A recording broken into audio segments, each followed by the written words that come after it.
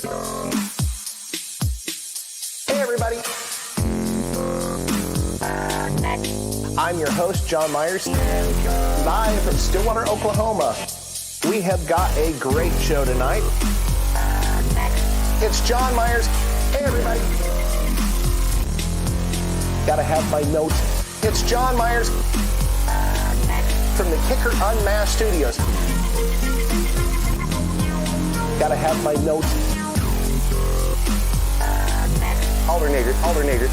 Hey everybody. We have fun. Hey everybody.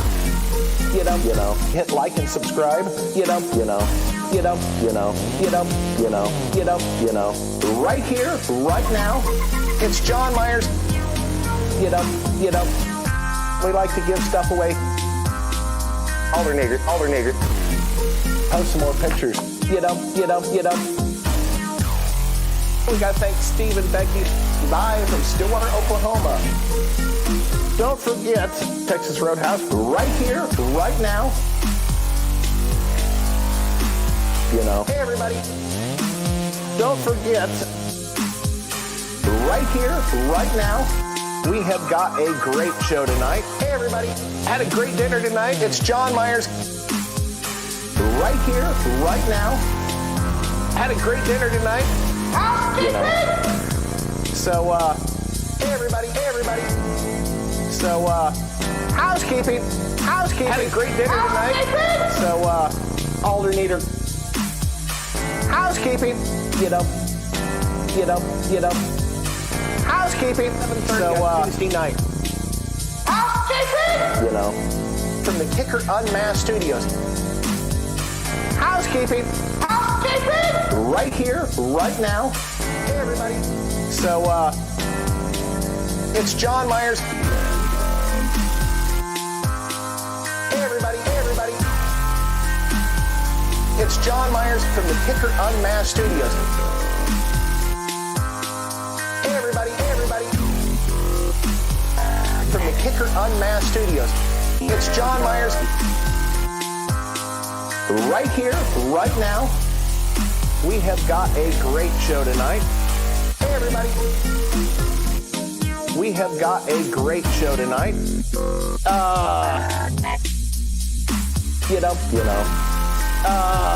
It's John Myers. Hey everybody. Right here.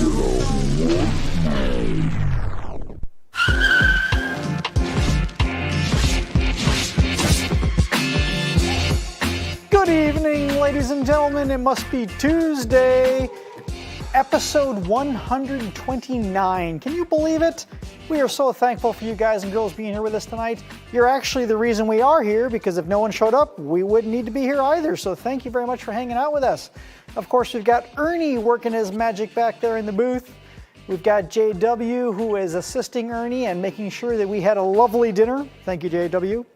Of course, Bill Frog is manning the social, and isn't he like the Sheriff Bill Frog?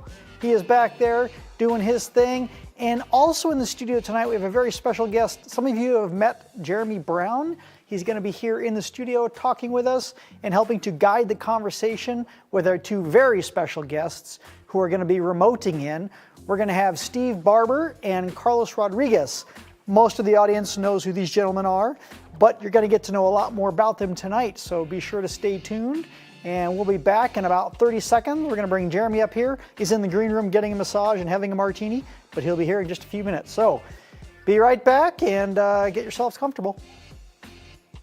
Music is my passion, my livelihood, and it's in my DNA. My pals at Kicker Marine Audio gave me a chance to take the music, what I love and listen to, at home, on stage, and in the car, onto the water. Hi, this is Jason Bonham, and I want to say a big thank you to my friends at Kicker Audio for inspiring the songs and the stories behind the music that inspires America. Go overboard!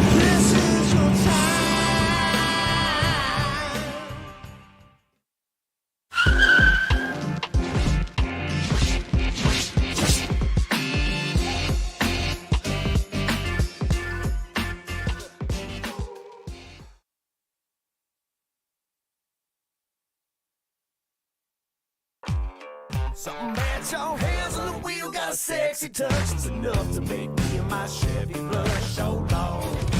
Take it off with that highway. Turn me on, I'll let you drive, baby. You can take it fast as you want to. Girl, little dirty looks damn good on you. Start me up, Stones on the radio. Girl, I love the way you let go. Don't waste your way in the wrong way. Get off on some 4x4 play.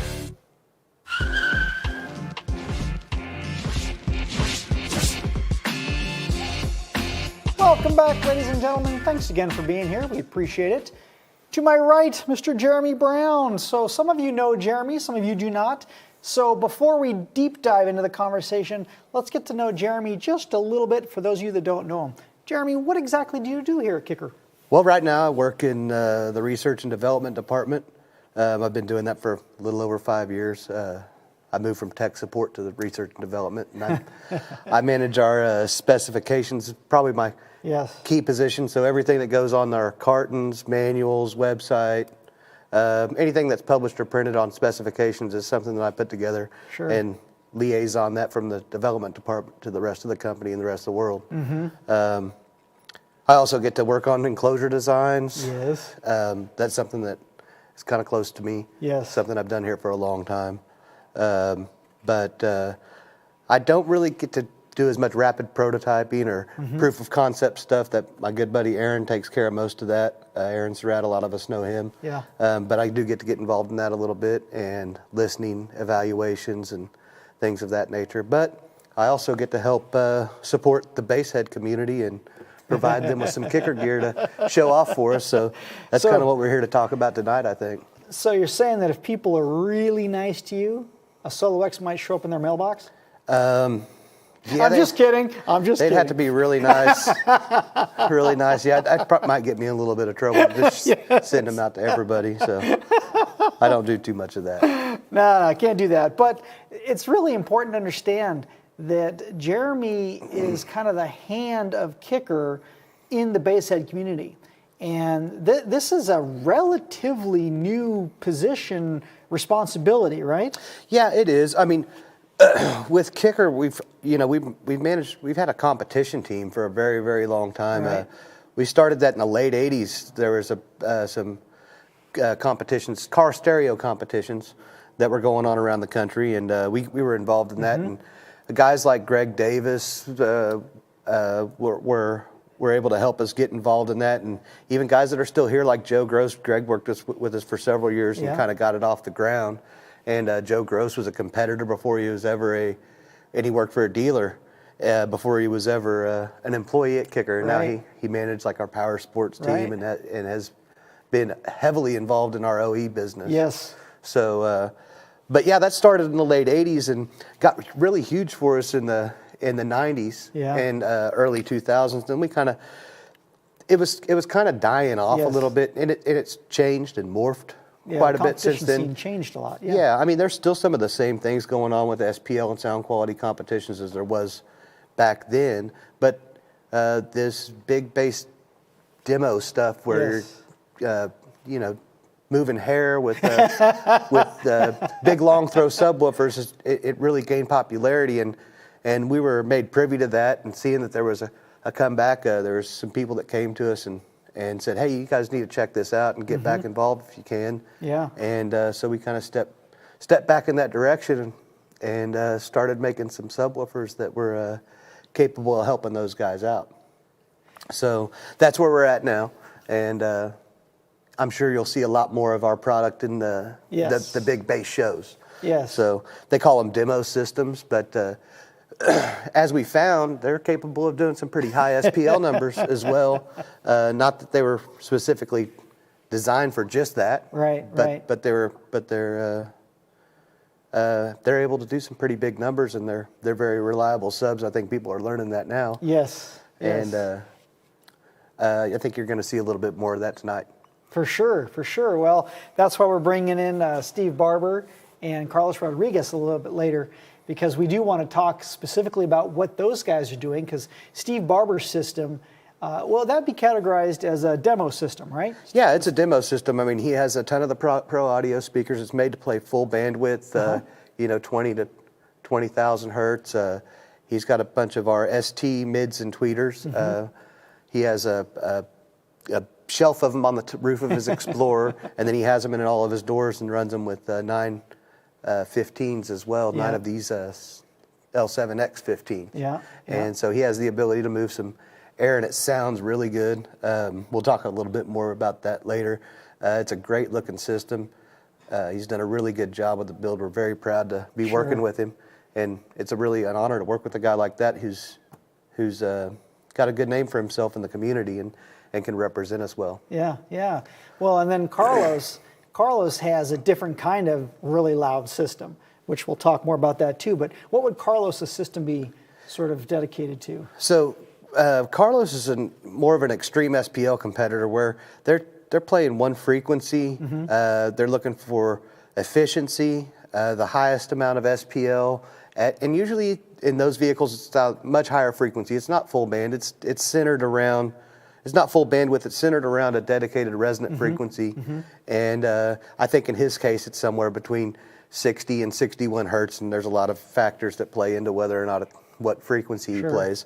But it is just raw power burp for a few seconds at a time and get the highest SPL score you can achieve at that one note. And we have always called them one-noters or burp vehicles, you know. He's one of the loudest guys in the world. I mean, there's a couple guys that are up there. There's not very many people. I don't care if you're in DB drag, whatever classification you're in. When you start touching the 185, 186 number, unreal. Yeah, it's really unreal, and it's come a long ways from back in the day when we were, winning world championships with 173 to 177, and then some guys came along and broke 180, and then moving so far past that's been a huge achievement, and it's really impressive to see what guys can do with that. And Carlos has since started doing this one woofer testing where he's taking different manufacturers' products and putting their single 18 or single 15-inch subwoofer in this vehicle and burping it and seeing how reliable it will be, see what kind of number it'll get to, seeing what the voice coil temperature gets up to. He logs the failure because, he has 35 to 40,000 watts that he can put on a single subwoofer. Of course, he's going to be able to find the weakest part of the speaker. So it's really neat what he's been able to bring on board for the bass community and the car audio community to go view, and it's something special to talk about. And really, Steve kind of asked a couple of us if we were paying attention. Steve Barber talked to us and asked if we were paying attention to what was going on, and he had some of our equipment that we had sent for his Explorer build, and he basically said, can I give him one of the L7X 15s to try? And I was like, well, let us make that decision. Well, let's think about it first. Yeah, well, I mean, it's a big roll of the dice for a company to get involved in something like that. Sure. Because every mass-produced or any speaker that comes off of a production line, there can be one small thing wrong with the production that can cause a failure in a high SPL system like that, and then it gets frowned on, or public in the public eye. We knew our product was tough as nails. Right. We have a very, very rigid special failure testing standard. Yes, you guys. Yes. And so we knew it was tough as nails, but it's also kind of a crapshoot for us to get involved in something like that because we can kind of be frowned on. Sure. Because something silly could happen, like a stitch or a glue joint could fail at a very low SPL level, and people would think that you don't have that great of a product. Right. And I mean, while that's a relationship that can be made, I don't think that it's completely fair because of the type of application that it's in. For sure. I mean, that's a very, very extreme build. And these speakers are seeing way more power than they're rated to handle. And, any manufacturer's speaker that may have a failure in a system like that, you can't really look down on them for it. I mean, but we happen to do very well in Carlos's testing, which was exciting for us. For sure. And I think it's exciting to share with everybody. Yeah. But it's just a testament to what our development team's capable of. And it takes some real R&D to make research and development to make a speaker that's going to be able to withstand stuff like that, and especially a speaker that's really made for demonstration, to move hair and move, make wind. Hair and air. Air, yeah. So, but Steve Barber's the one that actually kind of pushed us into getting involved with Carlos, and we were paying attention because, we definitely pay attention to what's going on in the Basehead community, but Steve asked us to get involved, and we made the decision to go ahead and do it, and got Carlos a woofer to try, and we actually all got to meet up at Steve's show, which we had the privilege of being the title sponsor of the showdown in Las Vegas. And it's a great show. He puts it together really well, gets the community involved. Everybody leaves with a smile on their face. He does some cool raffle items, and people get to experience car audio and have a really good time, which is what it's all about. Right. Everybody that's into car audio is just trying to have a good time and have fun with their friends. It's music. It's music, man. Yeah. Makes you want to dance. That's right. Well, we talked a lot about Steve Barber. Maybe we should talk to Steve Barber. Let's bring him in, man. Steve, are you, looks like you're ready in there, so let's bring Steve Barber in, please. Steve, good evening, sir. Oh, are you muted? I don't hear Steve. Can you hear Steve? I can't hear him in my mic. I'm muted. I was muted. Oh, there you are. Muted. We got you. Got him. We got you. Well, Yeah, hey, I Steve, muted thank myself. you for being here. Welcome. Thanks for having me. So, an analogy was running through my head while Jeremy was talking about you. Whenever I hang out with a married couple, I like to ask his version and her version of how they met. So you want to give us your version of how the SoloX came into Carlos Rodriguez's hands? Well, it basically, just like Jeremy said, I asked them if they had seen what he was doing, and there was he said a little bit, kinda, and I was like, what? I have subs here, just like he said. I was like, I could take him one. You guys can send me a replacement, but you guys just went ahead and sent him one pretty soon after that. I don't know, maybe within a week. Yeah, wow. Went in the car and it did really well, just like Jeremy said. So yeah. Yeah. Well, I know that Jeremy had to get approval from Mr. Irby himself. Yeah, I talked with Steve and Ron and Roger and the Marketing guys. Yeah, and the marketing guys, and they were like, we trust your judgment on this, and I was like, well, that's a lot of responsibility. That's a lot of weight. Yeah, that's a lot of responsibility. But no, I had I had a lot of faith in our product. Our guys that test our equipment and make sure that it's going to be a good product for the customer. They do a really good job at what they do, and our guys that develop the equipment, they know exactly what they're doing. So I had faith there, but it's still a crapshoot, mate. I had some sleepless nights about it, and but I do have faith in our product, and I'm glad that we did it, and I'm glad that Steve got us involved. Yes, thank you, and not Steve. only that, Carlos's project, but having us involved in his show and his demo vehicle. It's a pretty big step. I'm not going to say that in this Basehead community, there's some kicker. Everybody's very brand loyal, Yes. and kicker wasn't really that prominent in that community.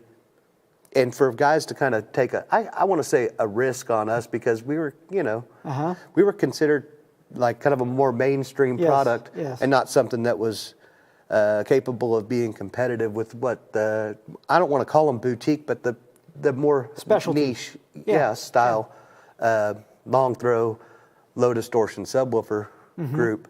And I think, these guys kind of take a chance on us too. Yes. Yes. And us being able to develop a good product for them. And Steve was one that was willing to, and he did a great job with his build, and it sounds amazing. And he made a lot of people smile during his show. So Steve, in just a minute, I've got some pictures I want to show of your build that we're talking about. But before that, for some of the folks in the audience who don't really know about the Showdown, your event, can you tell us a little bit how that got started and why you're so passionate about it? Well, I'll tell you how it got started first. I've been a basshead my whole life, really, since I was a little kid. And when I got back into bass, I mean, I had a system in my car in high school and all that, and then I had my family, and things took priority. So I always had something in my car. Single 15 is pretty much what I rocked for a long time. And then when my daughter got old enough, and I had a few extra bucks, I was like, I think I'm going to build something. I want to get back into car audio. Yeah. And the team I got involved with was doing an event every year. It was called the Bassheads Meet at the time. Oh, nice.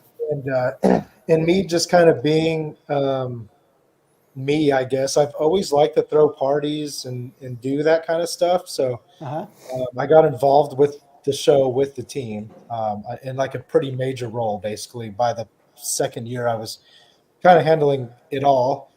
And then it just kind of grew and grew. And then we joined forces with another team here, which I eventually ended up on, which is Vegas Style, which is what Carlos is also on. Okay. And we ran the show for a few years many years together, really. Jeremiah Becker, I'm not sure if you guys, I know Jeremy knows who he is. I'm not sure if you do or not, but he's he's the local USAC judge, and he does a lot of the finals as well. Oh, okay.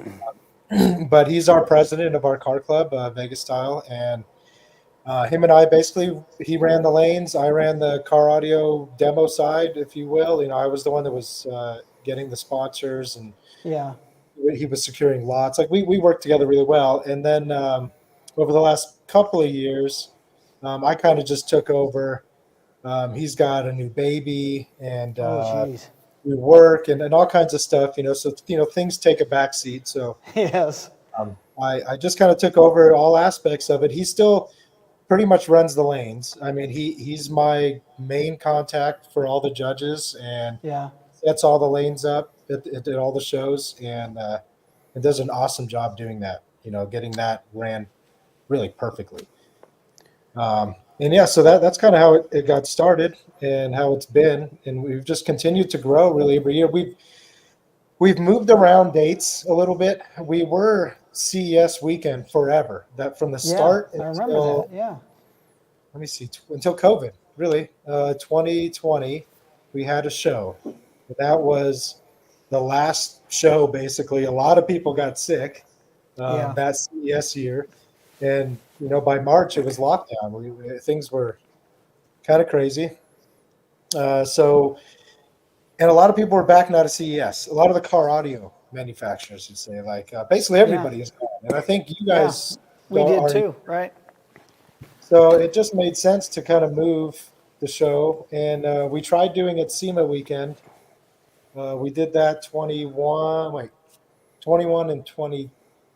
Yeah, we didn't have a show 23. So 21, 22, SEMA weekend, which was cool. But the part about it that was not cool was I happened to be involved in SEMA as well. Yeah. It all kind of came together all at once. It wasn't really, it was a plan to do the show that weekend because we were doing SEMA. I knew I was going to have big builds here.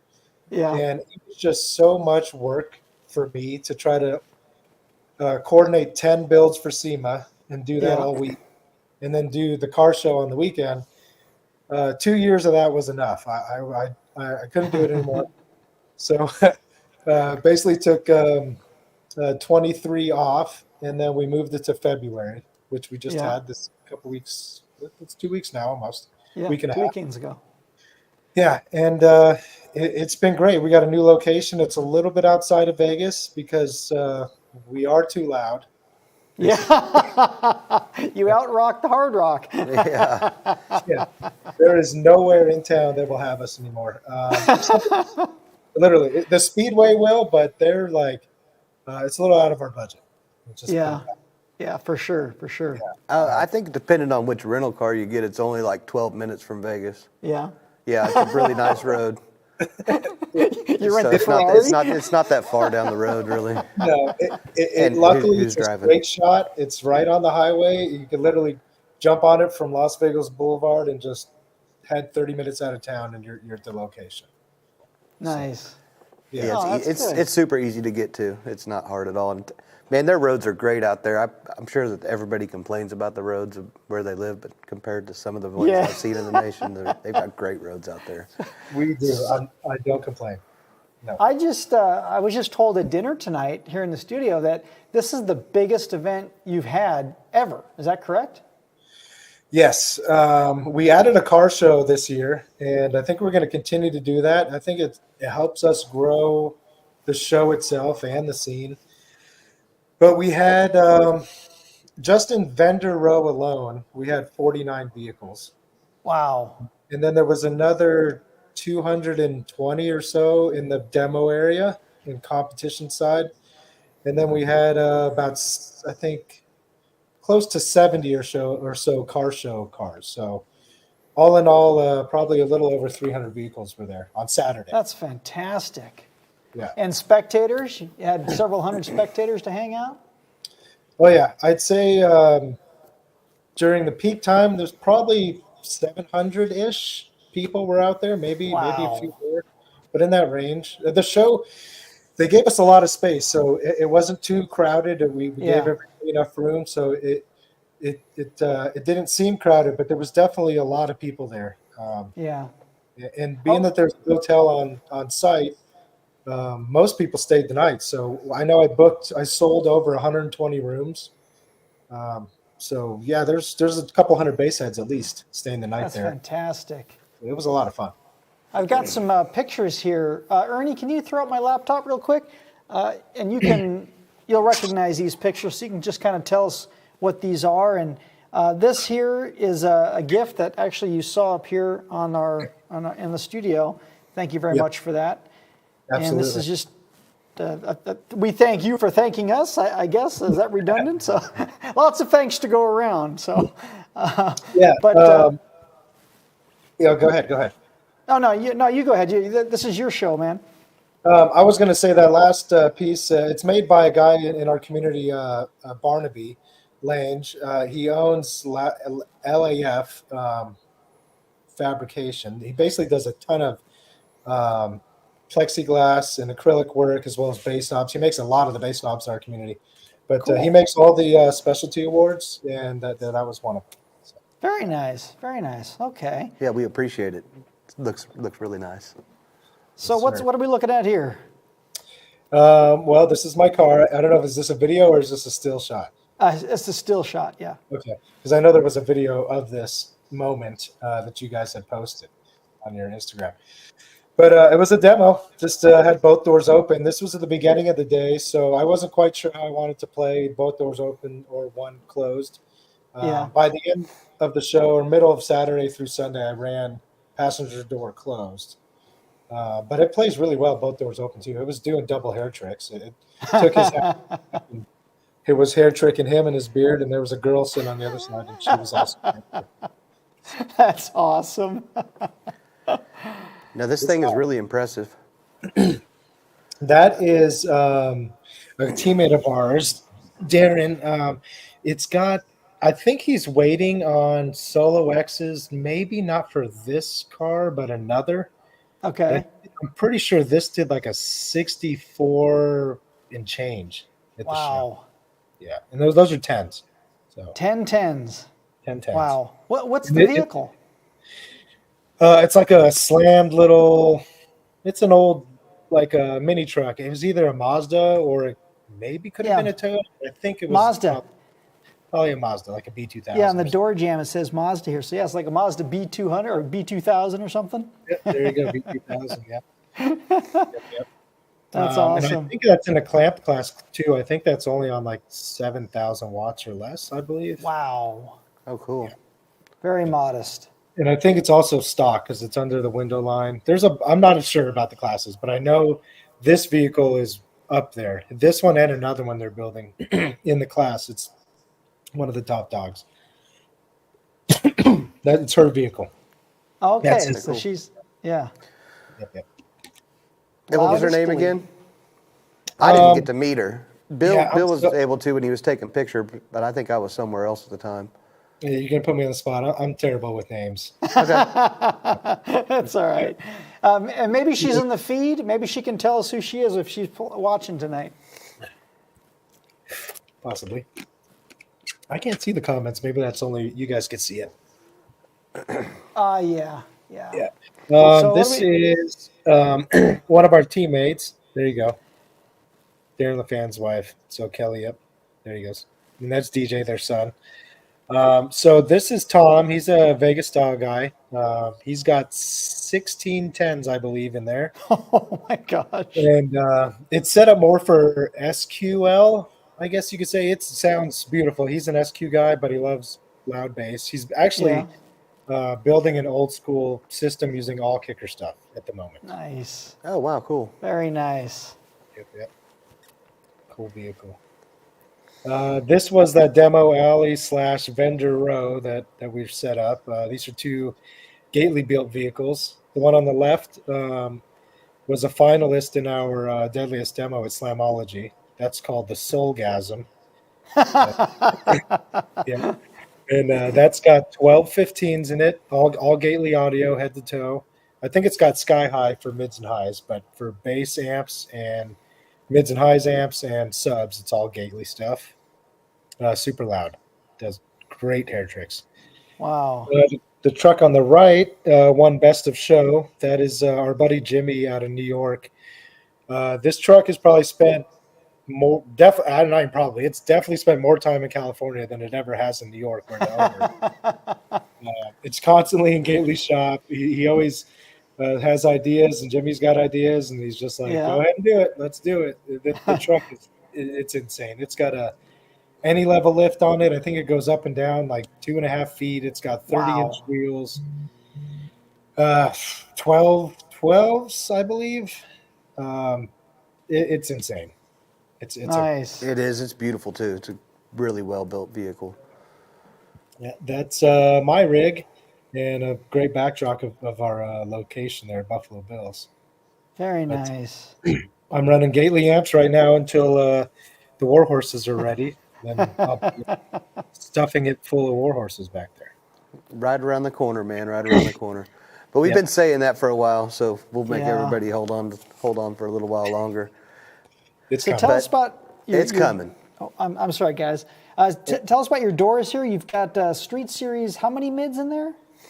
There's 8 9s in each door, and then 4 of the STR4s. Is that what they're called? The 1-inch. Yeah. Yeah. Four in each door. You can't see the roof in this picture, but I'm sure there's another picture coming. Yeah, I think so. There's Carlos and Jess. Hello. We're going to see him in just a moment. Yep. I'm not sure who that is. He's a winner. He's the winner. Yeah. He's the winner. That's nice. There you are. Yeah, you can see the roof. You can see the roof there with. You can see part of the build. It's a 3-sided.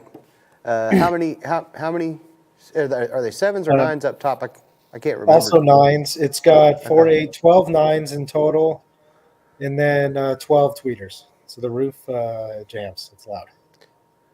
And you won an award for this build. What was that award for? For best vocals. So there was a lot of cars there with a lot of loud vocals, but when it came down to them being loud and also sounding really good, they had to kind of twist my arm to take it because it's my show. I wasn't trying to win anything at my show, but they just said it just kind of can't deny how good it sounds. So I was like, okay, I'll take it because the award's super nice. So I'll take it. And I personally witnessed him try to give the award back. He didn't want to accept it because of his show, and he really showed a lot of integrity on his part to not accept the award. But they said it was a no-doubter, and they had to give it to him. And good. So they kind of forced his hand on taking it. He didn't want to take the award. It was pretty awesome to see. Thank you. Well, being an old school bass head, like sound quality was such a big part of it when I first started. And I can't build anything that's not going to sound really good. And luckily, you guys made pro audio speakers that don't sound like pro audio speakers. I don't know what you did, but they're super smooth and they're great. I'm in love with them. I'm so happy. Well, that goes back to Mr. Steve Irby. And loud is easy. A hand grenade is loud, but you don't want to listen to it. Sure. Loud and good, that's the hard part. And that's what's important to Mr. Irby and of course us too as part of the team, is we want to make it loud, but we want it to sound good. Because if you can't understand the music, what are we doing? Yeah, exactly. But we have some good acoustic engineers too that know exactly what they're doing. Yes, we do. They did a good job on that product for sure. So what is this we're looking at here? There we go. Okay, sorry about that. What are we looking at? That's one of our kicker competition group guys, Drew Jones. He started, I don't know, I think he just had the idea in the middle of the night or something. And, it's basically what it's for. It's a soldering station. So you put, it's for like if you're doing a bunch of head units or anything that's got a lot of wires. Yeah. You just stick one on each side. You do your twisting down the middle, and then you could just solder down the line just like that. So very nice. Anybody who does installations, I'd hit up Bassaholic Productions and get one of these. Or really, any car audio shop, you'd want one of these. It'll save your guy a lot of time. Useful tool right there. Nice. Yeah, burnt fingertips and time. Yes. So here you're charming the audience. Yeah, this was the raffle/award ceremony. Pretty sure this is the raffle part, but we had a ton of great raffle items from all of our sponsors. They've got an option to, pay a fee to have a booth or to send, so a certain retail value of product for the raffle. And then, most actually do go that route. So we have so much stuff in the raffles. It's really good. Like there's stuff, anything from like a $80 to $100 product up to, I think that 5 sub that we had is a custom powder coated. The Neo is probably like a $1,200 subwoofer. Wow, good prizes. Wow, yeah, some great stuff. That's great. Excuse me. This gentleman won some Tabor 2s from Kicker. Awesome. Yep. That's our buddy Mike. He's all the way out from Indianapolis. He came to his first showdown last year, and loved it. So he had to come back, and he took home a bunch of stuff, and it was all perfect size to fit in his suitcase. He was worried about it this year. I don't know if I could, but everything he won, he needed. His headphones, I think he either lost or they died. Yeah. And then he needed an RCA box, and he won one, and it matches the color of his build. It was pretty cool. That's great. Well, hey, we've got some questions from the audience. Let's take a question before we bring Carlos in. Okay. Ernie, what's our first question? Sean, good evening, Sean. How does a sealed L7T enclosure perform versus a Comp RT passive radiator enclosure? Jeremy, this is perfect for you. Yeah, so I've had the pleasure of hearing both. Yes, you have. But the L7T, it has the ability to play very low. And what I'm really impressed with the L7T is it seems to work in about any sealed box you put it in. I mean, you can shrink it down really small, maybe even smaller than we recommend. I'm not saying do that. Yeah. But it still sounds good. The advantage of the passive radiator, though, is it really reinforces the bass output. So, I mean, you gain some I guess it's cone area by using the Comp RT's motor to drive the passive, and it lets it play with more output. So comparing the two, I would say you're probably going to get maybe a touch better sound quality with the L7T, but you might have a little bit more output with the RT and the passive. They're pretty comparable, just a little bit different. Yeah.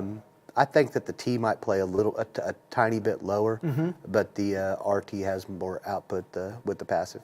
Yeah, that's a good description. That's if I was as smart as you, that's what I would have said. Well, you are. I just made all that up, y'all. Okay, let's take another question. They put me on the spot. Another question. Any plans to L7T passive? I know this has been kicked around a little bit. So, I don't know if everybody knows this, but designing square subs and square passives is really difficult. And, I mean, I know that it's something that we can do. Sure. But, I mean, it can be kicked around, and it's something we've actually talked about. I mean, we always have crazy ideas, right. and we're always trying to. There's more stuff that doesn't work that we try than does work, and Yes. there's potential for that, but I'm not going to say that that's going to happen anytime soon. Yeah. I think anybody could, if they wanted to have that option, they could buy a L7T and knock the motor off and start playing with weight in the passive and have fun on their own. But I don't see that coming out anytime soon. But never say never. If you pick up a Kicker Amphitheater, they're not current product right now, but there's a square passive in the back of the Kicker Amphitheater. So there you go. Yep, there was one on the back of the Cube too, the Cube E8. That's right. Yeah, we used a square passive that was weighted. What a great product. Yeah, it was a phenomenal product. I've got one in my closet just in case. Well, you got to keep one around. Yes. Good questions. Thank you. All right. Well, I know that Carlos has been patiently waiting, so I'd like to bring Carlos in to the stream with us. When you're ready, Ernie. Hello, Carlos. Good evening, sir. How's everybody doing today? Doing well. Doing Thanks good. for joining us. I hear you had to race home from work without getting a speeding ticket to make it on time. Is that right? I did. I was driving the new Jeep, so I could barely see out the windows, and we're doing the speed limit. As far as we know, you were doing the speed limit. Gotcha. That's right. Good. Well, so not everybody in our audience knows you, Carlos, and so I always like to start one particular question with a relatively new guest, and that question is, what was your first ever upgraded audio system? So, I guess my first upgraded audio system was my dad had a Chevy S10 Blazer. Okay. I don't remember the year. It was a square body. And funny enough, it was 2 kicker comp with the stitching around the cone. Nice. I used to remember this was maybe 13 years old. He messed up and let me start hooking stuff up, and there I was in the garage with the stock battery, a flea market amp, and the kicker subs in a box that he let me, construct. Yeah. Everything that I can pick up on the internet and all that good stuff. At the time, Yeah. there wasn't much of an internet, really. So there I was in the garage, pissing off the whole neighborhood, really. I had my parents inside the house, they would constantly go out and scream at me for playing the loud music. That was the very first setup that I had. That's and then great. it kind of just kept evolving. That same setup, same stock battery. I didn't know any better. I had 4 gauge from the front to the back. I think I had I want to say it was like a Sony 10 with the 212s, and then it was like a Pile 12 as well. It was like 5 different drivers, 3 different enclosures, and I thought it was the best thing since sliced bread. Absolutely. I think we all have that story. All of us car audio guys have a story that's similar to that. Mix and match. You just keep adding, and it gets just better. keep adding. Yeah, and you tell everybody if it it's was better getting even if it's not. Yeah. I don't know if it was getting any louder, but it was definitely it looked crazy. Yeah. Your lights kept dimming more and more. Yeah, exactly. Yeah, and like ohm loads. What were ohm loads back then? Who knows? They were just all getting plugged in. And then nobody knew about anything. So what did I do? I went to Walmart and got a capacitor, and then upgraded the wires that I thought was upgraded, and that's kind of where I started. You put a cap on it if the lights are dimming, right? That's right. You just need a cap. And in my head, it helped, but I don't think it did. Now that I look back on it. Yeah. Hey, I spent money. It has to be better. Well, it absolutely is. So you started very humble, like most of us did. So now you're hanging out with the kings and queens of SPL. How did you get there? What propelled you to that level? So as a progression, mind you, we end up over here in Las Vegas, and we started out with a single 12. It was a RE triple X 12, so it was the huge one that was meant for sound quality, I think. That was in a BMW, and then we evolved, and that just slowly downfalled into making a wall of subs.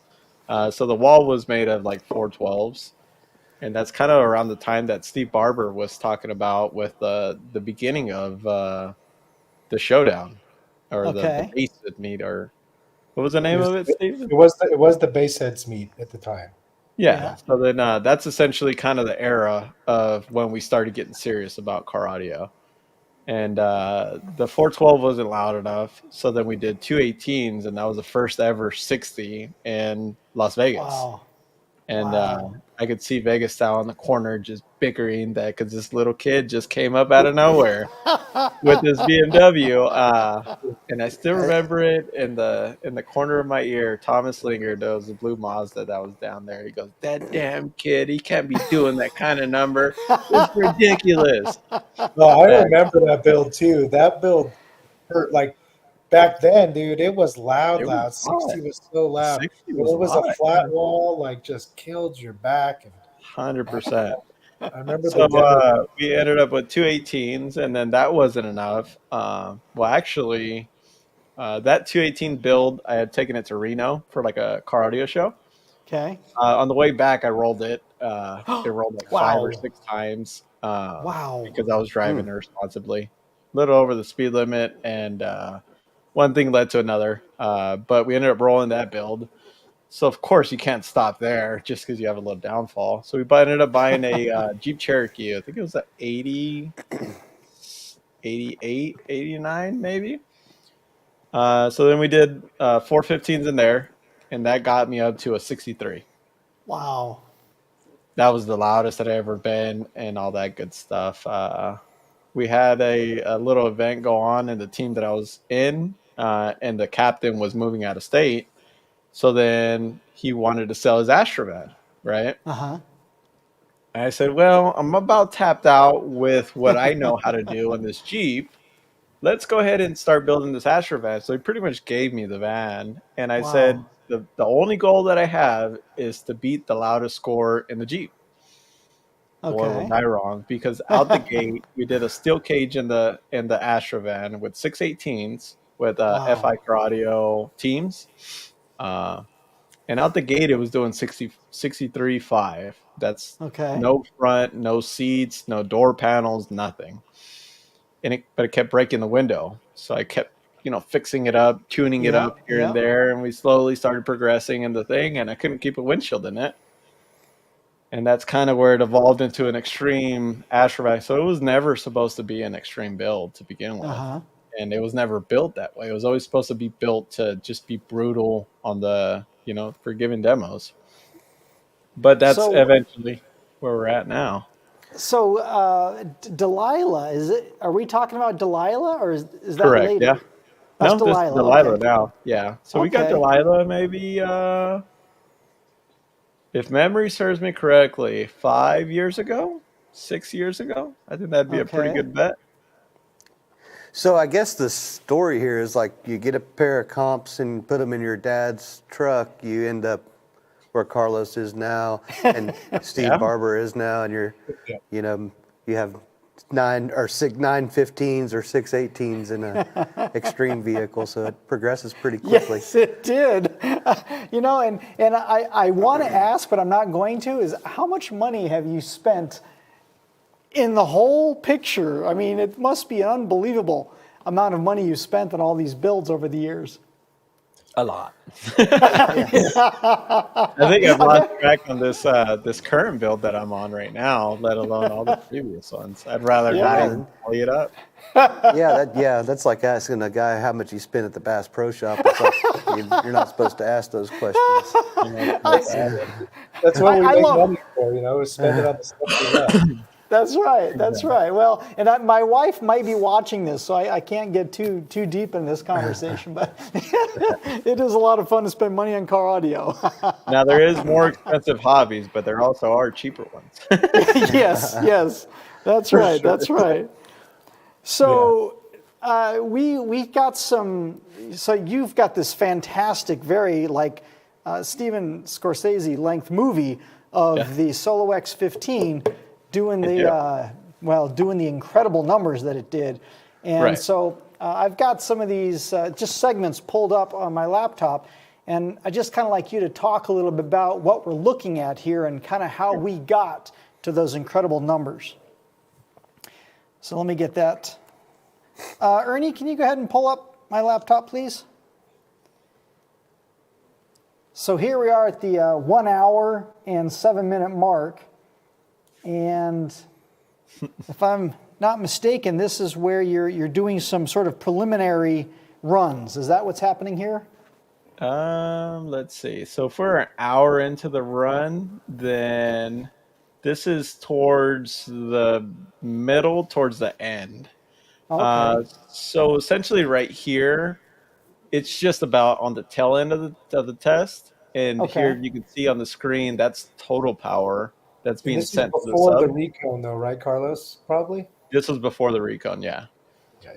So essentially, the big picture of this test is we start at 50 to 100 watts.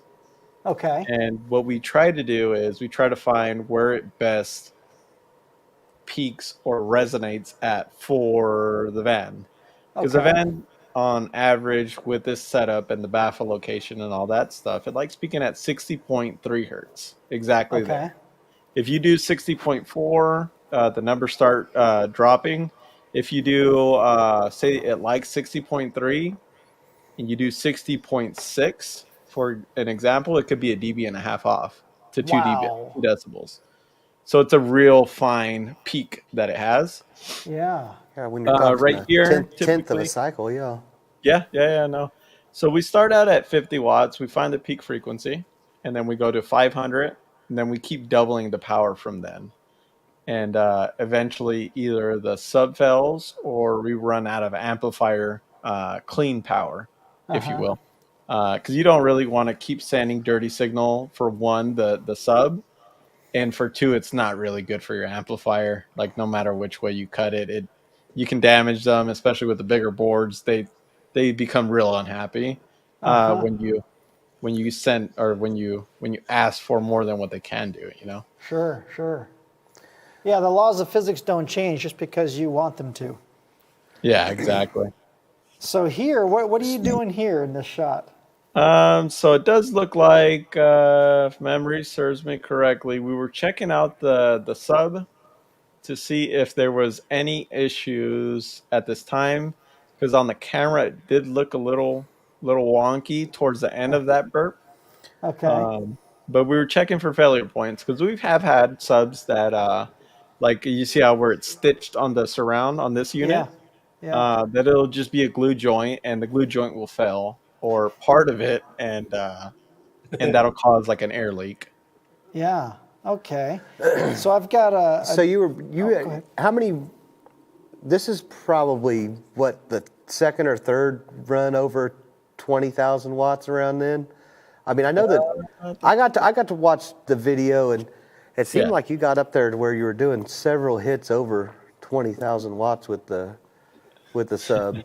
Yeah. So the first hit that we did, it got up to, I want to say, the temperature of the voice coil. Well, and mind you, this is the top of the winding. So the voice coil's here, and the sensor can only read the top of it, right?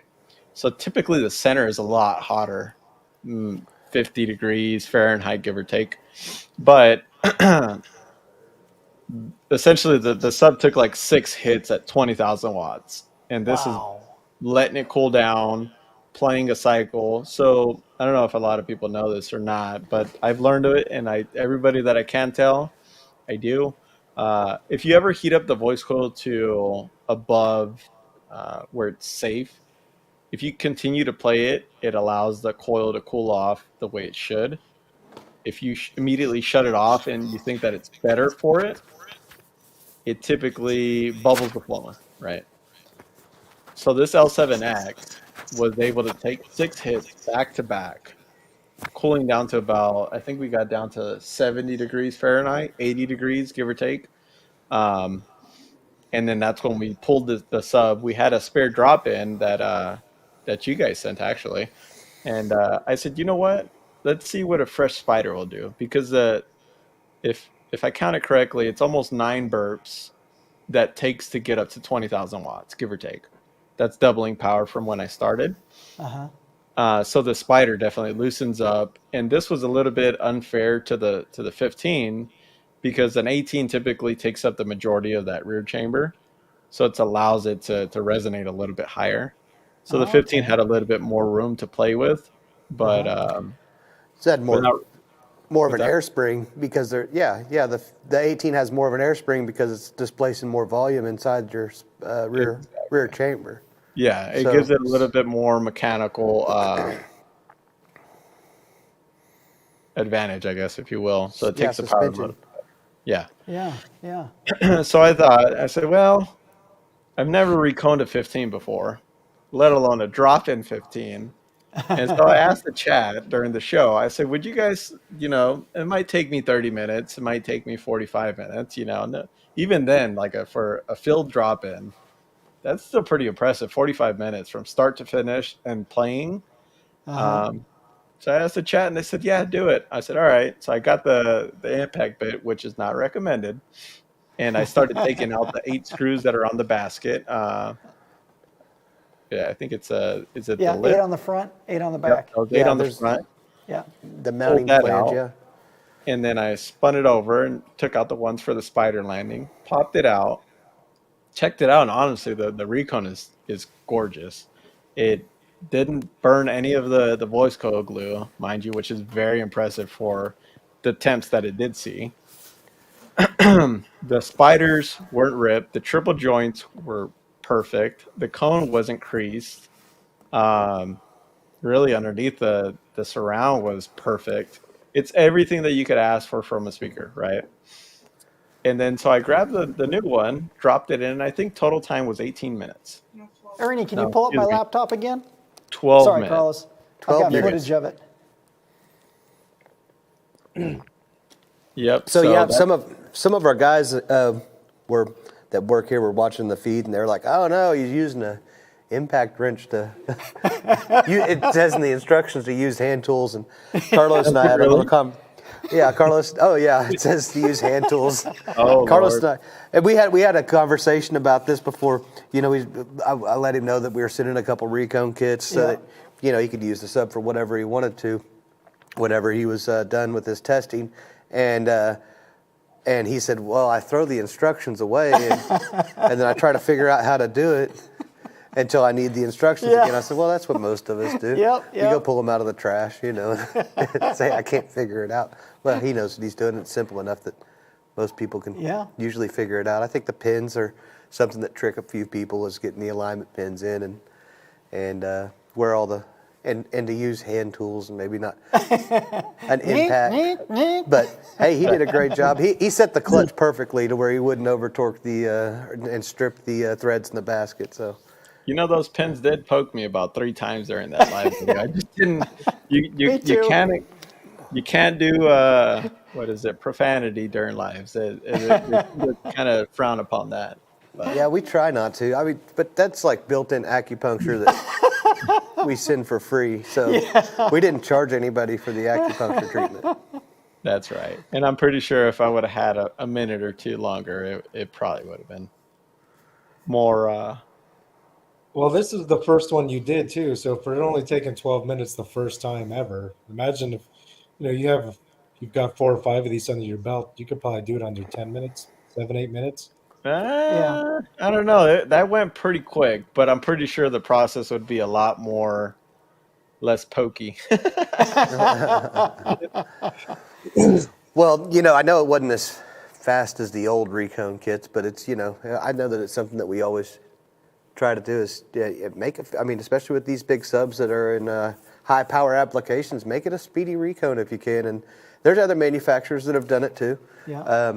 But it's a good idea to make a speedy recon kit. I've seen a lot of subwoofers drying on the sidelines, waiting to get back in the vehicle. And what's the difference, Jeremy, between this recon style and the other one? What's so the other one had a basket inside of a basket. I can show you real quick. I'll walk over here and grab one. Yeah, he's going to walk off camera and grab one real quick.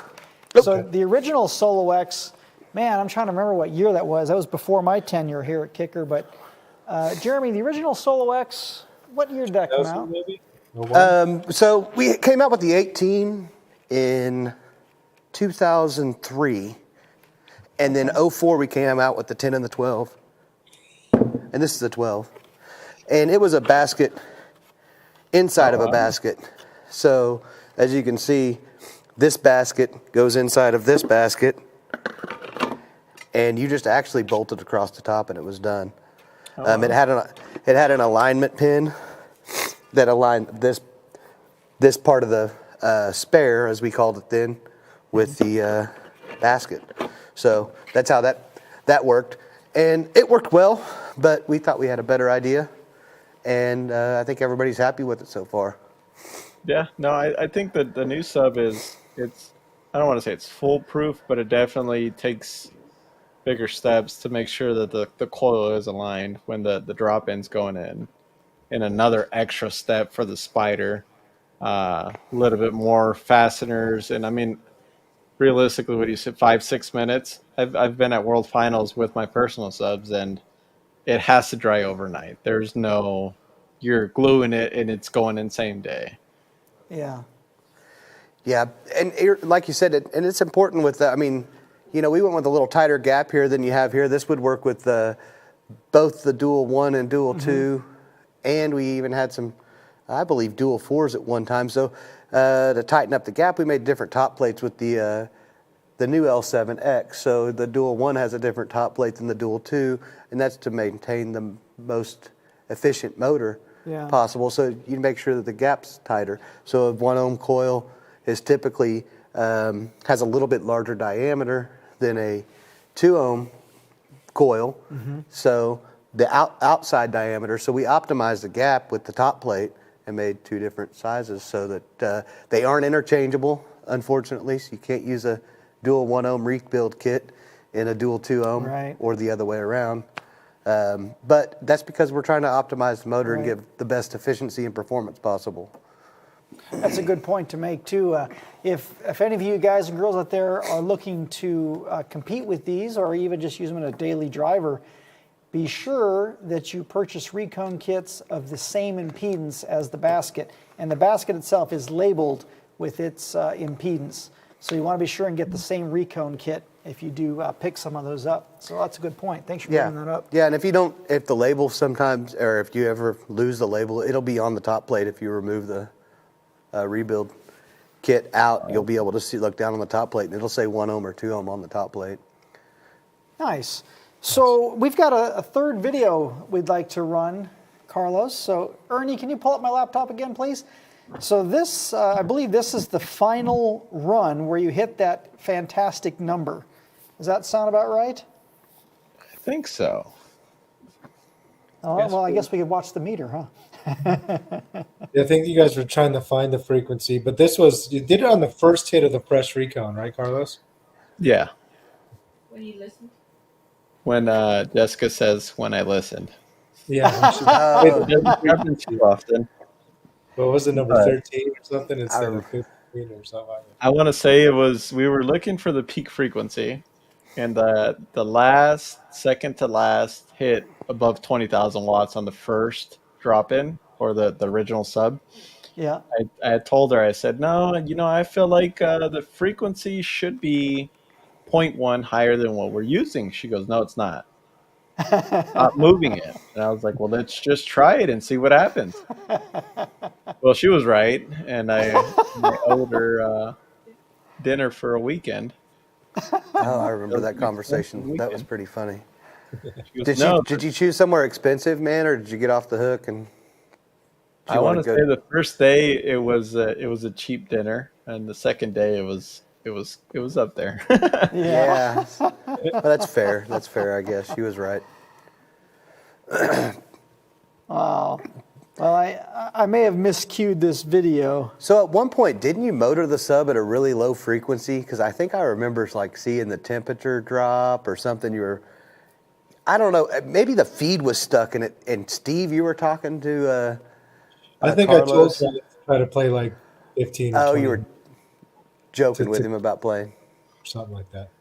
Yeah. Oh, okay. so the lower frequency was when I dropped the original sub, and the temp was still, I want to say, in the 200s. So I continued to let it play, and then we ended up playing 17 hertz, and then the extra movement of the cone. So when it's inside that chamber, anything past its peak frequency, it adds more heat to the coil than it cools. When it's outside of the enclosure, the lower the frequency, the more air moves across the coil, cools down a little bit faster. So that was previous to the drop-in going in. Okay. Yeah, I thought there was something where you were motoring at 17 hertz and it was cooling the coil down because it was pumping air by the coil. Yeah. Yeah, I was trying to save the drop-in or the recone from bubbling the former. Gotcha. Degas, yeah. Where it bubbles up in between the coil and the former. You get those gas pockets, yep. That is no good. Yeah. So there's the final number. Yeah, so that's pretty impressive, man. I know that there's been several other manufacturers subs tested. But I think that it might be one of the highest 15 so far. As far as SPL's that final number is concerned, and that's neat for us. Yeah. There's a lot of other good brands out there, and people are all trying to get involved in this because it's a great show and it's fun. I know that you could probably get into a lot of changes where you're optimizing the enclosure for certain subwoofer sizes and displacements, and but it's still neat to what people can take from this. What do you think are the customers can take from this, or just the everyday bass heads can take from this type of demonstration where you're showing how loud something will go, how much power it'll handle before it fails? Those are some of the key things that I think people can take. I don't know that you might necessarily say one sub's the absolute best. You can say one's the loudest, and one takes the most abuse, because there's some subs that have played very loud, not as loud as others, but never failed as well, and they would be great subs for other applications.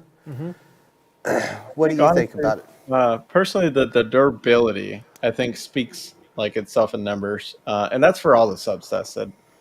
Because originally the test was never really to be who's number one, right? It's always what can your sub do in an extreme vehicle, because not everybody has access to an extreme vehicle. So that's kind of the main point of the test. I understand that everybody has a little bit of a competition mindset of I have to be number one, mine has to be the loudest. But as far as the Kicker L7X is concerned, the durability of it, mind you, it's not going to take 20,000 watts in a non-vehicle specific enclosure.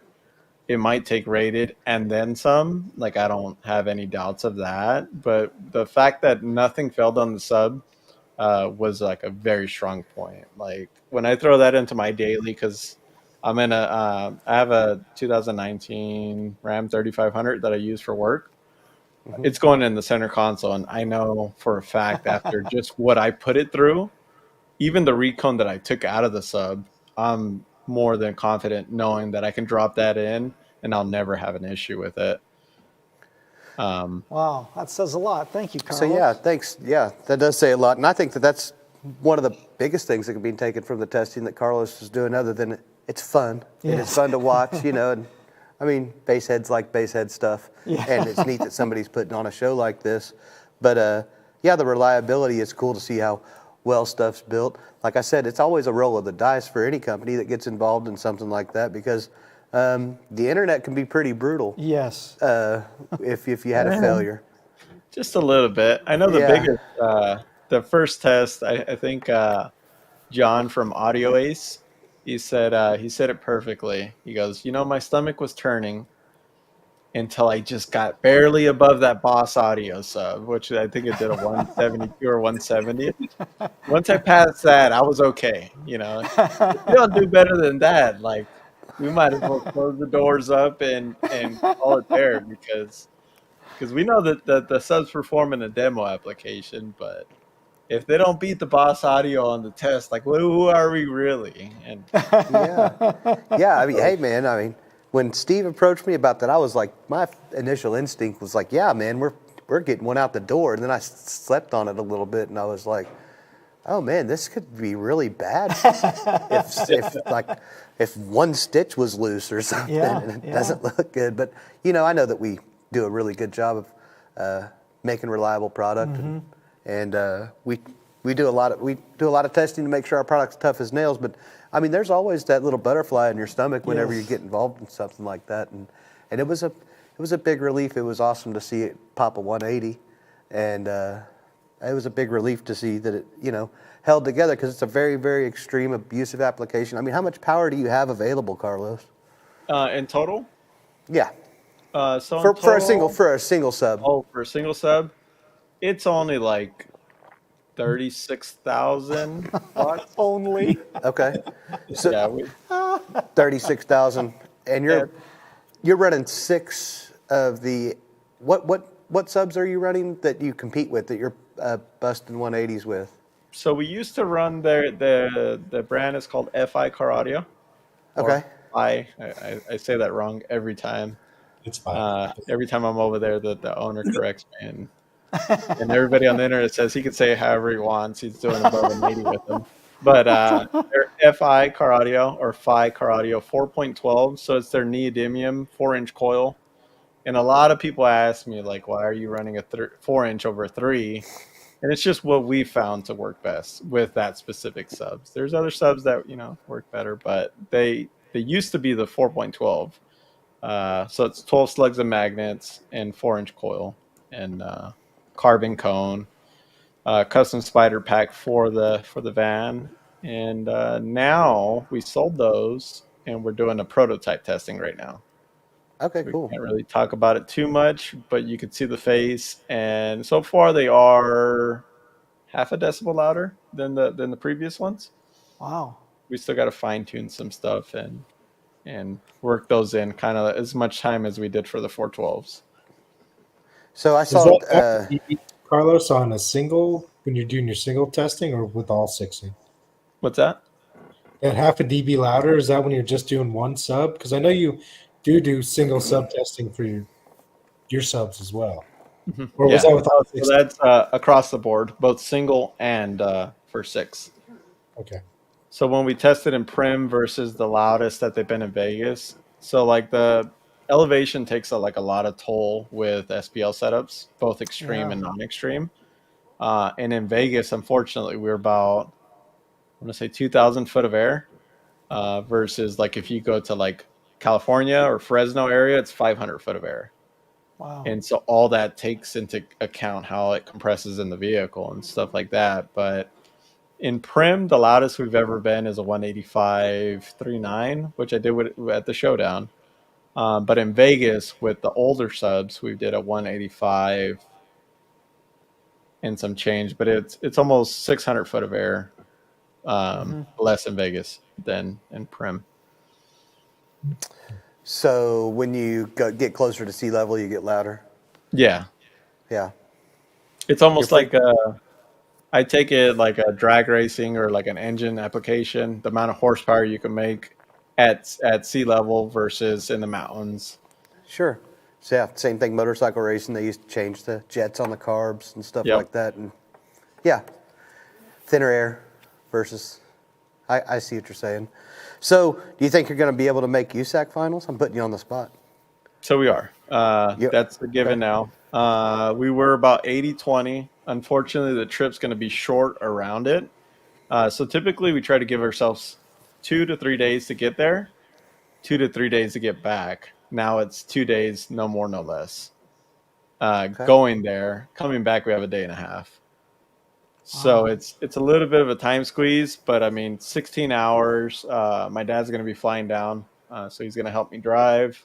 Nice. So it should be a good show. We're hoping to beat our loudest score, which was in Fresno. It did a 186.29. So if we can beat that at USAC finals, which is slightly higher in elevation, but not much, that would be awesome. Yeah, man, that'd be fantastic. That's huge numbers. I mean, there's nobody that's really out there doing numbers like that. When you start getting into the mid 180s, it's pretty unheard of. Right. Steve, when's the next show you're going to be heading to, man? What's the next audio show you're heading to? Well, let me think here. If the Sky High Barbecue happens in the spring, it'll probably be that one for me. For the brand, Hammy is going to the Team Deadly Hertz show in Virginia, and that's in 2.5 weeks. So that's like where the next show that Shitting on him will be. But as far as the Explorer, I think Slamology, if not the Barbecue, will be its next show. And then it'll be at Surf City just a couple months after that as well. Awesome. Yeah, I encourage anybody that can make those shows to go check out Steve's ride. It's it really sounds good, and man, he can run several demo tracks in a row, and you can walk up and put your hand on the back of the magnet, and I mean, it's ambient temperature. Wow. It doesn't get super warm unless he's done something since I've walked up and put my hand on the back of the magnet.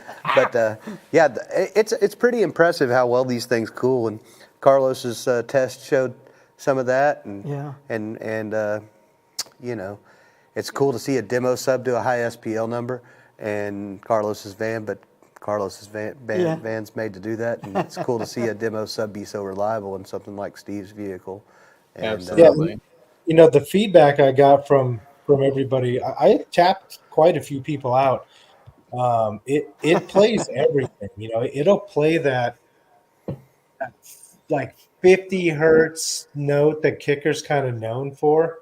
Like, obviously, like Kicker does, it's kind of brutal, but it's playing the lows so well that it's just got everything. I'm so happy with them, you know, and getting people to tap out on their really not a whole lot of power. They're only seeing about 700 watts a sub, I think. Wow.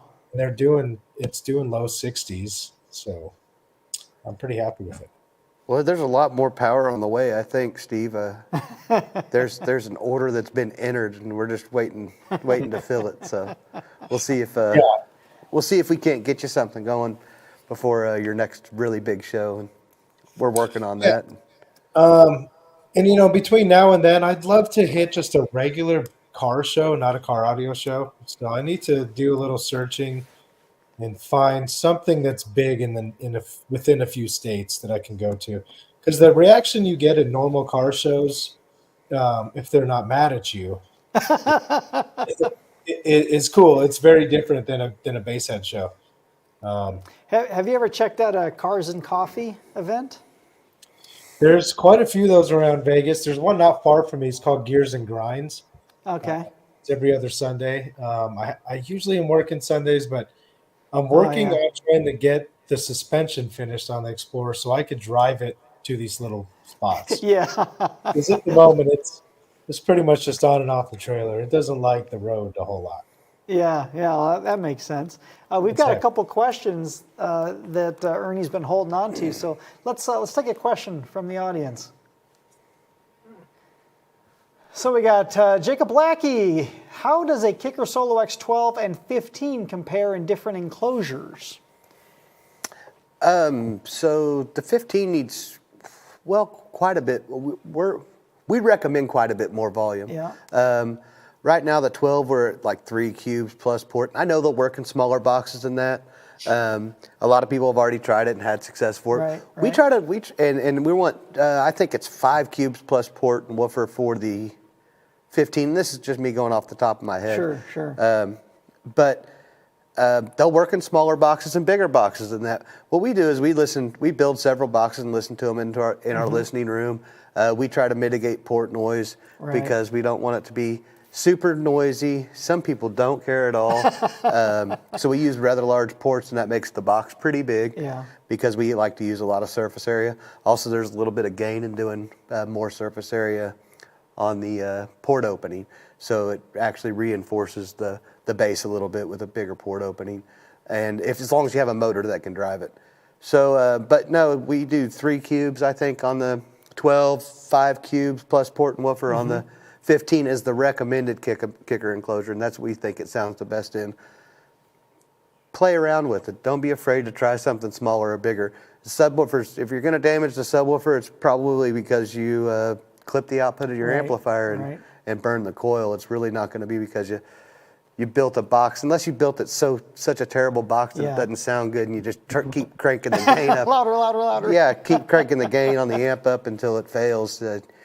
It's pretty versatile, man. I mean, we say don't use a sealed box. You can use it in a sealed box. I mean, I think of it, it's a waste of a lot of motor because it can drive the load of a big port. So, but it can work in a sealed box too. It's going to sound good. You're going to have good sound quality.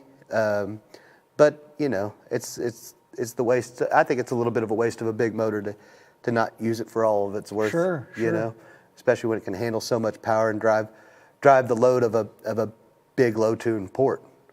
So, as a general rule of thumb, me personally, I would rather have a smaller sub in a larger enclosure than a larger sub in a too small enclosure.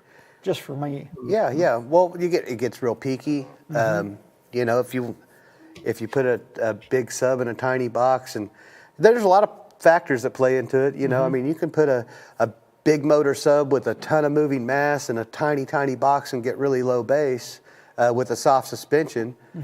So there's a lot of combinations you can do to get different frequency response, but like it might require a lot of power to get just a very little amount of output at a very low frequency. So it's all a balancing act and what works best for what you need in your application. That's why people love the old D-Series Solo Barrack, original round Solo Barracks, because you could put a 10.5 cubic feet sealed and throw 450 watts on it and get a ton of low bass out of it. And that's kind of where the Solo Barrack idea came from, is double the moving mass, double the motor strength, and reduce the airspace so that you didn't take up a bunch of room in your car. Another question. Eric, good evening, Eric. Can Carlos talk about season 2 of the show? For you, Carlos, season 2, what do you think? So we still need to finish season 1. It's been a little tricky with everything going on right now around, the show. But as soon as we finish season 1, I think it's going to have to be after World Finals. So it's going to be probably mid-April by the time we get through all of the pending subs that we have. And it's essentially going to be almost a drop-in 6th order. So the enclosure right now is a 4th order, has a sealed rear chamber, and then it has a front loading wall and center console waveguide in it. But it's essentially going to be a drop-in ported box, which is going to make it into a 6th order. So the rear is going to be ported. The front's going to have its loading wall. We're going to need to fine-tune it to where the efficiency is pretty good for the average sub, if not the better sub. Whatever sub I have available, we'll fine-tune around that. We kind of can't fine-tune every sub, because then if not, the episodes are going to be a week long. And nobody wants to stick around for that long. I know I don't have the patience for that, even if we're doing them. But it's probably going to be mid-April, if not towards the end of April. It's going to have a 15-inch enclosure and an 18-inch enclosure, so long as I can fit them in Delilah. And it's going to be a ton of fun. We're going to have 4 SoundCube 10Ks available for power, so up to 40,000 watts, probably plus, but give or take at least 40,000 available. And I think it'll be a blast. Nice. Good question, Eric. Thank you. One more question. Let's see what we got. Josh, good evening, Josh. Thanks for being here. He running 4 amps strapped to amps on each. Running 4 amps strapped to amps on each coil. Yeah, he's asking. Yes, it sounds like he's running 4 amps. You're running 2 amps per coil, right? You're strapping a pair to each coil, Carlos? Yeah, so on the normal setup for the van, there's 12 amplifiers and 6 subs. So it's 2 amps per sub. And the subs are in parallel, and then those are strapped. Okay. Wow. Okay. If I could fit them, we could do 4 per sub, and that would be about 65,000 watts, almost 70,000. Okay, so you're strapping 2 amps per subwoofer, not Absolutely. per coil. Okay, Yep. I got you. I think his question was 2 amps per coil. He's running 2 amps per sub strap. sub. Okay. It's gonna be 2 amps per coil in the near future. Wow. So that's doubling down on everything. Okay. Double All the battery bank, double the amps. The only thing I'm not doubling is the subs. So are you and Steve going to have a drag race before he gets his suspension fixed? Are you guys going to race Delilah? And the Delilah Explorer. doesn't go anywhere fast. She doesn't go on the trainer fast, but she still moves. She's still a good girl. She seems like a pretty good girl. I'll How did drag we get race the name Lee. Delilah? I'm not sure. Just kind of one day when we were kicking around the idea, I like to name my cars. It Yeah. kind of keeps them, I guess, personal. And Yeah. if they ever try to kill me, I know who to curse at. But I don't know. Just one day, when I first bought the vehicle, I was pondering the idea and just started kicking girls' names around because, I mean, who wants to have a boy car? And it just came to about. I think the song "Hey There, Delilah" kind of kept ringing in my head for whatever Okay. reason, and that's the reason why. Yeah. Cool. Okay. Well, let's take another question. Ernie, what have we got next? Oh, Andy. Good evening, Andy. Thanks for being here tonight. Andy is having an after show, by the way, in case I forget to tell you later. Andy's after show is going to be happening following up on our show, so stick around. So, Andy, do you think Kicker will list minimum and maximum enclosure sizes for the L7X like other models? I like that a lot. Yeah. No, I don't think that we have to. We know that they're versatile subs. We think that just recommending one box and letting people work around that, they'll be fine with that. I think that somebody that's working with a subwoofer in this class, that they're going to be capable of designing their own box for whatever application they need it for. You can use a smaller volume and a smaller port area, and you know what you're going to get. You're going to get more port noise and maybe a little less output, maybe a little more output. But, I mean, we want to stick with these, just one recommended enclosure, and let people do what they like. They're versatile subs. They're going to be able to work in 4th order bandpass and 6th order bandpass and all the different applications you want to use them in. But we wanted to give the best recommendation. In fact, we built several different enclosures before we came up with that single recommendation, and that's the one we settled on that you'll see in the manual. So there won't be a range like there is with other subs with the L7X at this point. Sorry, Andy. To add to that real quick, Andy, if someone does want to go off script with a subwoofer design, you can certainly contact Kicker Technical Support, and we can help you design something with our software.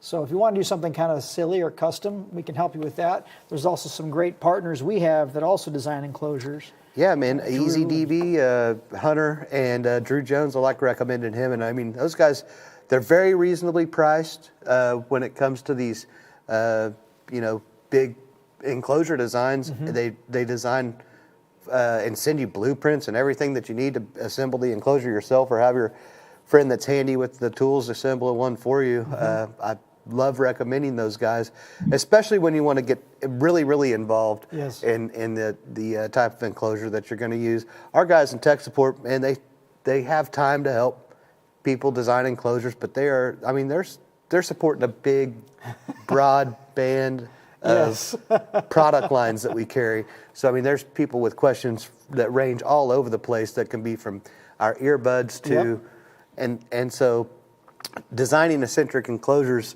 can really chew up a lot of their time. And I've been in that position, and there was times when I was like, man, I'm going to help you out, but I'm going to have to get back with you at the end of the week and work on it in my spare time. And it's really challenging to put those guys in that position, but they can help you with, they can help you with some of the smaller stuff. I just wouldn't call them and ask them for a box design with down to the very last detail for 12 L7X 15s. It's just a little bit too much to ask out of guys that are that busy. Thanks for clarifying that. I don't want to overwork the guys. Though? Yeah, go ahead. Can we change the max RMS on the L7X 15 to like 18,000? We'll have to get back to you on that, Carlos. We have somebody else to ask. Yeah, there's a chain of command, and right now you're talking to the bottom of that chain. So, Steve, you got 13,000 watts to play with, bud. Those numbers up. Next question, please. Bobby, good evening, Bobby.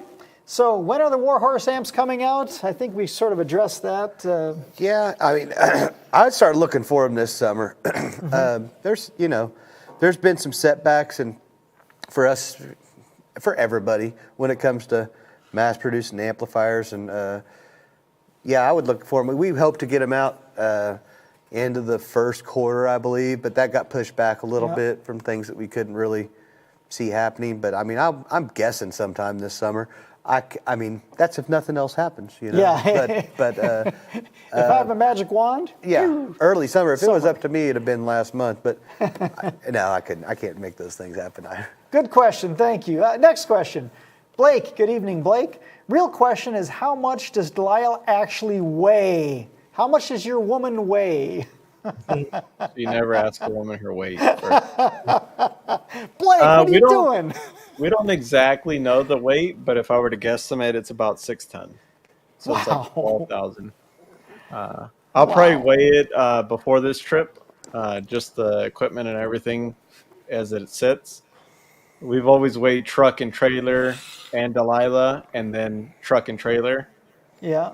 So it messes with it a little bit, but I think I'm going to take it off the trailer, run it over the scales, see kind of where we're at, where we can put more weight. Yeah. Stuff like that. You know, that might be a fun raffle. Sell tickets. Buck a raffle. Guess Delilah's weight. Yeah. That could be fun. We might be able to do a raffle, like not so much a raffle, but maybe a contest with one of the cones that was in Delilah for the L7X. Whoever guesses closest. Now that might turn into a hot mess, because then what if it's 120 guesses and you have to go through all of them to see who's closer? But it could be a fun one. That would be a fun one. I don't know. You would probably have to guess down to like the 1/10 of a pound or something, right? Yeah. So I mean, have to get really close if you had that many guesses. Who's ever the closest? That'd be a good Closest without going over, like what Bob Barker used to say. I better make a note about this, because I brought it up. So yeah, I think you're going to have to run the contest, Aaron. Yeah. Guess Delilah's weight. Okay. Next question, please. Jacob Lackey again. Good evening again, Jacob. What is the lowest frequency that you guys got from a Kicker L7T12 in a sealed enclosure? How would you? Oh, and an L7T, I don't know. I mean, I would have to look at some frequency response graphs and some measurements that we've taken in the listening room, and to be able to answer that question with any type of honesty. I'm pretty sure that the rated frequency response on that sub is like 25 to 100 hertz, and that's going off at the top of my head. But I think it's 25 to 100 is the rated frequency response. I'm sure it'd play lower than that. Sure. And to answer that question honestly, I'd have to look at measurements, and I don't have those available right now. Good question. Thank you. Next question. That's it. Good questions. Okay. So, gentlemen, we have reached the end of the questions. Steve, any closing thoughts before we let you guys go home? Well, I just thank you guys for supporting me the way you guys have, and supporting the show, and making such awesome products. I can't wait to get the war horses in there and really push these subs and see if I can bust that 170 and have that 170 demo vehicle. But yeah, just thanks again for everything you guys do for me and the community, and just keep making awesome products, and just keep doing what you guys do. Like I had a couple conversations about this at the show, about the attitude that you guys have for other companies.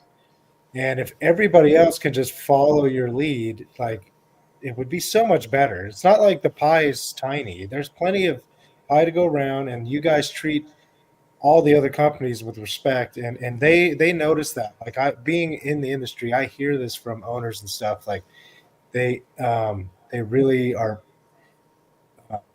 What's the word? I can't think of the word, but they're really into how you guys do that and how you treat, not just your customers, but your competitors, really. And it's well, thanks for pointing that out, Steve, because speaking personally, Steve Irby is an inspiration to me as a leader, as an entrepreneur, as a husband, as a father, and I have worked for him for 16 years, and it starts at the very top, which is Steve and his lovely wife, Becky. And that's the way that they run Kicker as a company. And it's exactly as you said, we treat everyone with respect. And it's just the right way to run a company, and it's the right way to be coworkers and friends and customers. So thanks for pointing that out. I appreciate that. Yeah, man, car audio is fun. We're all in it to have fun. So, I mean, it doesn't make any sense to get into it with other manufacturers for no reason. And there's nothing wrong with being loyal to a brand either. Yep. I mean, that's part of the beauty of it all, really. But we all shake each other's hands and pat each other on the back at the end of the day, and that's important, man. It's a small community, and we got to keep it together. And thanks for saying that, Steve, and thanks for supporting us. We really appreciate you, man. 100%. My pleasure. Carlos, your turn. Anything you'd like to say or leave us with? I've never really been good for talking, but I mean, shout out to you guys for having us on. I know it was a pretty good time. Just briefly going over like everything that we do, and kind of giving us a little place to talk. Oh, it's been great having you, and thanks for supporting us the way that you do. And as Jeremy said, it's a small community, and we're just a bunch of guys trying to have some fun with some great audio. Absolutely. So looking forward to see what you guys come up with next, and the next steps in this. Well, we're always working on something, man, and thanks a lot for trying our product out and putting it through the paces in Delilah. That was really neat that you did that, and we really appreciate what you're doing for the community. Oh, that's still gonna get it's still gonna get abused, I think. Unfortunately, for it didn't fall in the right hands because usually I'm in that truck 5 hours out of the day, so it's going to be put through its paces, and I'll send you guys some pictures of what I have for an idea. Awesome, Might be man. lower power to begin with, but eventually we'll probably end up about RMS, if not a little bit over. Yeah, you're gonna have that thing. We're glad you're gonna use it, man. We're glad you're gonna put it in your daily. That's really cool. That kind of a testament to how much you like the product. So that's really neat to us. Thank you. Well, ladies and gentlemen in the audience, stick around. We're going to run a brief commercial. We're going to let these guys go home, and Jeremy's going to go home, and then we're going to finish up the show. So, gentlemen, thank you for being here tonight. Appreciate your time and your attendance. Jeremy, always a pleasure hanging out with you after hours. Thank you. Appreciate it. And Thanks, we'll be right back, folks. Thanks for everything. See you guys.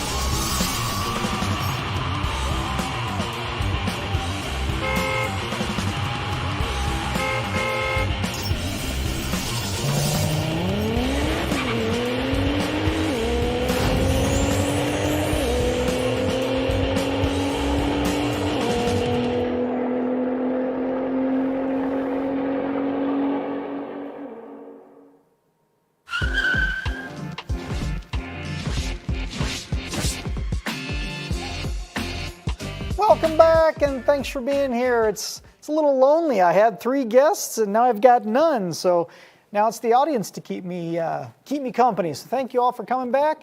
A couple more things to do tonight. We've got our tech questions. Now, normally Jacob Lucky would be here, help me with this part, but Jacob is on working this weekend. He is out in Mesa, Arizona at the MasterTech Expo. You may remember MasterTech Expo, we were talking about that a couple of shows ago. We had Mr. Brian Schmidt in here talking about that. That event is going on now, and in fact, Mr. Steve Irby is there, and we'll talk more about that in just a few minutes. But let's do the tech questions first. The first question is, I purchased the KSS 369. Now the KSS 369, this is our new 3-way component system.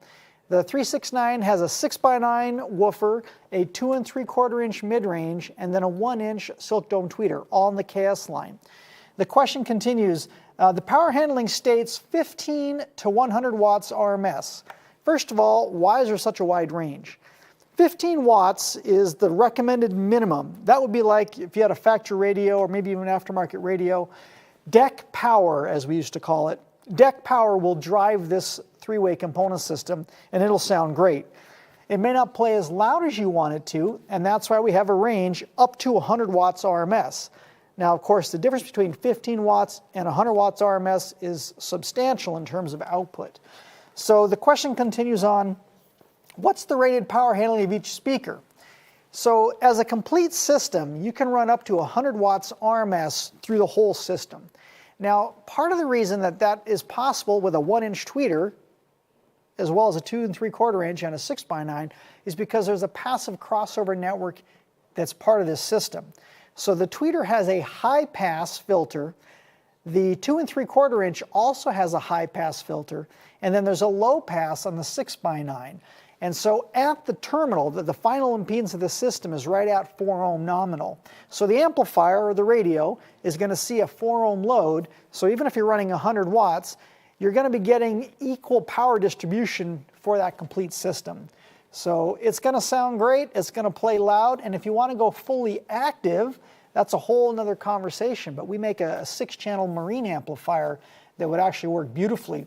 I want to say it's about 50 or 60 watts RMS per channel, which would sound incredible on that three-way system. So there would be an option for you. Next question. I've got a KXA 800.1 and like to know how to set up the Kick EQ. So Kick EQ has a center frequency, it has a bandwidth, and it has a boost. So Kick EQ is essentially, it's a parametric equalizer for your subwoofer. Now to properly set it up, to do it the right way, you'd really want to be using a real-time analyzer, RTA, because you want to be looking at the frequency response where that Kick EQ can allow you to boost or cut to get the proper response. So if you're, let's say you're looking at your RTA and maybe you've got excellent energy at 80 hertz, but you're down 3 or 6 dB at 40 hertz, and we know there's no useful information below 40 hertz, right? Wink, wink. So you could use that Kick EQ, you could turn the center frequency close to 40 hertz, and then you could boost that 3 or 5 dB to bring up that lower frequency, giving you a flatter sub-bass response. So again, you've got the center frequency, right around 40 hertz in this example. You've got the bandwidth. So bandwidth is how many frequencies above and below are going to be boosted when you turn up and down that boost. So if you've got it set between 1 and 5, let's say you're at 1. When you're at 1, it's going to be very, very narrowly focused. It's going to be boosted all right at that 40 hertz range. As you turn it up to 5, you're now going to be affecting more frequencies above and below that center frequency of 40 hertz. So that allows you to control how many frequencies above and below 40 you're going to be boosting. So to properly set it again, you'd have to use an RTA. If you're going to do it by ear, you're going to want to do it at a mid volume with some pretty good bass-heavy music. And you just want to get a nice balanced bass transition between your deep sub-bass, upper bass, and your mid-bass. So you just want to get a nice calm transition, a smooth transition. Sorry, Ernie is running around here like some sort of chicken with no head on him, and it's distracting me. And you told them all. Well, you're distracting me, man. My gosh. So anyhow, that's how you would adjust that. So there you go. There's our 2 tech questions tonight. Thank you very much for having those questions. Next, let's look at some failure picks. So this is pretty funny. Every week, we sort of as a team, we get together and we send each other pictures of stuff. And this week, Jeremy Wynn, JW, Ernie, Bill, and from Mesa, Arizona, John Myers, all sent me the same single picture of a fail. So 5 guys voted for this picture, this fail picture tonight. And without talking to each other, thanks Ernie, without talking to each other. So that tells you this is a fantastic fail. So I'm going to pull it up here. I'm going to zoom in a little bit. Ernie, when you're ready, now that you're done distracting me, can you, yeah, here we go. So this is the power wire. And this guy or girl, whoever, they drilled through this is the door jamb. So they drilled through some pretty hefty metal here, and then another hole here. So they drilled through this twice. Of course, there's no grommet, because why would you use a grommet? I mean, at this point, who cares, right? And so yeah, there's some creative power wiring going on here. So again, if this is you, we're not trying to make fun of you. We're just having fun with you, because we all started somewhere. We've all done something silly. So yeah, it's not personal. It's just fun. So there's some pretty funny stuff. And then I've got some more images here. Let me get these pulled up. Oh, wait. Oh, it's the same. Oh, okay. All right. Sorry, I didn't understand until just this moment. So this is the same vehicle. So here's the rest of this car. So there's your power wire. And it has run out, let's see, above the firewall. No, through the door, outside. And it is fused. So, hey, that's good. That's good. They got the fuse memo. So that's the fuse right down here. I'm going to zoom in a little bit. So there's your fuse. So that's good, right? Yeah, headed fuses. So down here, this is looks like the footwell here. And here's where they drilled the holes for that power wire to go through. That was a lot of work to get through there. I wonder how many drill bits they went through doing that. That's kind of fun. So let's go to the next in this sequence. So I think this is the footwell again. So they drilled down through the footwell. And I'm not sure why they did so many holes. It would be nice to talk to this person and find out what they were kind of thinking. So here, this is definitely, this must be under the dash. Yeah, that's got to be under the dash. There's your XM tuner. Oh, this is an Audi. Okay, so this is an Audi. So this wire, it looks like they've got an additional power wire that's just plugged into the fuse holder. So, you know, what could probably not go wrong there? And then this mess, I'm not sure if this got red wires and black wires. Maybe it's power and ground wired together. And then, yeah, wow, it's just a hot mess. Oh yeah, oh there's a nice splice. That looks like my first splice. I took electronics classes in high school, and I had to learn how to solder to NASA spec, and I can tell you that's not it right there. So here's your power terminal. Yeah, once again, what could possibly go wrong with this setup? Amazing. Actually, when I was in high school, going to tech school, there was a car fire in the parking lot. It was a Chevy Chevette, if you're old enough to remember the Chevy Chevette. And it burned to the ground. And take a wild guess, what was the cause of the fire? Unfused power wire to an amplifier. So this is way back in the 1990s. So even back then, we were screwing stuff up. So there's your fails. Cool picks. We've seen a lot of really cool picks tonight. So I think we've done enough with the cool stuff. Let's talk a little bit about some of the events. We just did the Lone Star Throwdown in Conroe, Texas. That was the largest event that the Lone Star Throwdown has had. So if you're keeping track, Steve Barber, he had his largest show. The Lone Star Throwdown had their largest show. So that tells us that the community, the car audio community, is really coming together to support these great events. And that's a lot of fun. So please continue to support those events, because that's why we do them, right? Is to have a good time with audio and a bunch of guys and girls hanging out in the parking lot. Also, MasterTech Expo, I mentioned that. The MasterTech Expo is going on right now. And I want to show you, I mentioned earlier that Mr. Steve Irby is going to be doing a presentation. It's actually, I call it a presentation, it's actually more of an interview with Steve Irby. Sorry, I lost my place here. It's having so much fun. And then Ernie distracted me. Man, all night tonight. I blame it on you. So Ernie, pull this up, please. So this is the flyer. So meet Steve Irby, the founder and president of Kicker Performance Audio. This is going to be tomorrow, during the day, 11 a.m. to 11:30 on the main stage.